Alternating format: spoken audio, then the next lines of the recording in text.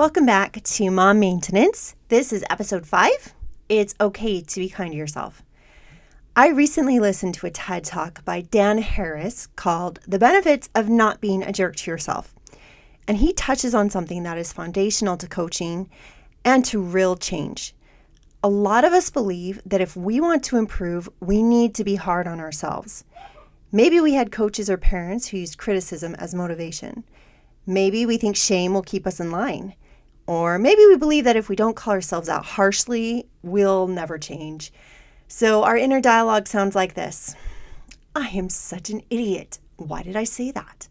I have no self-control. I messed up again. I am so self-centered. Stop. I'm so needy. I'm always a burden. I am the worst mom. I'm always losing my temper.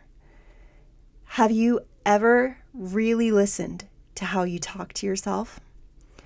If you witnessed someone else being verbally abused and being called stupid, disgusting, worthless, what would you do? You'd step in, obviously. You defend the person being attacked. But when it's your own voice, you let it continue all day long. Why? Because we think criticism creates change, but it doesn't. No one is motivated by being told they are stupid, lazy, ugly, fat, dramatic, unlovable, fill in the blank. The meaner you are to yourself, the worse you feel. And when you feel worse, you reach for comfort. If you're trying to lose weight and tell yourself you're disgusting after overeating brownies, what happens? You feel shame. Shame doesn't create discipline. Shame creates, I want to hide and not feel this, thoughts and actions. So you eat more brownies because you already feel terrible.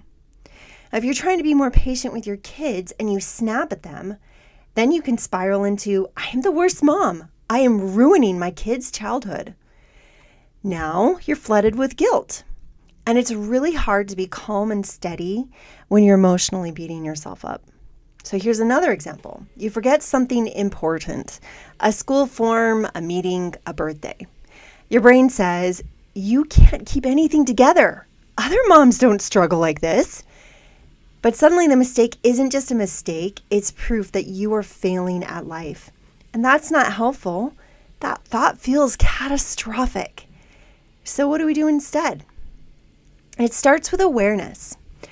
Start paying attention and noticing the tone of your inner voice. Is that person talking in your ear all day long a bully or a best friend? So let's be clear here.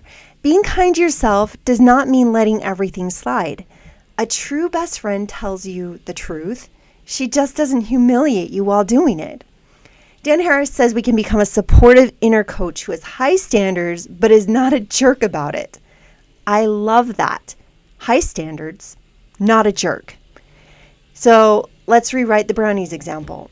You eat way too many. Your old voice says, you're disgusting. No wonder nothing fits.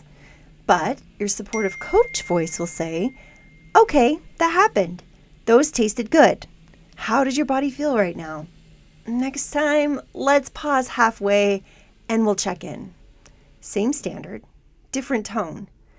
So you snap at your teenager. Your old voice says, you are failing. You're destroying this relationship. But your supportive coach voice says, that wasn't our best moment. Let's repair it. Next time, we'll take a breath first. That important thing you forgot where your inner bully says you're failing at life, your friend voice says, yeah, you forgot something, but you've got a lot going on. Look at all the other things you did today. Another example, let's say you made the conversation about yourself again because you were nervous. Your old voice says you are so self-centered, but your supportive coach voice says, yeah, you were anxious and trying to connect. How about next time, ask one more question before sharing? Can you feel the difference? Kindness does not remove responsibility. It removes shame. And shame is what keeps you stuck. So Dan talks about meditation as a way to retrain the brain to respond differently. I recommend watching his TED Talk. But here's something simple you can try today.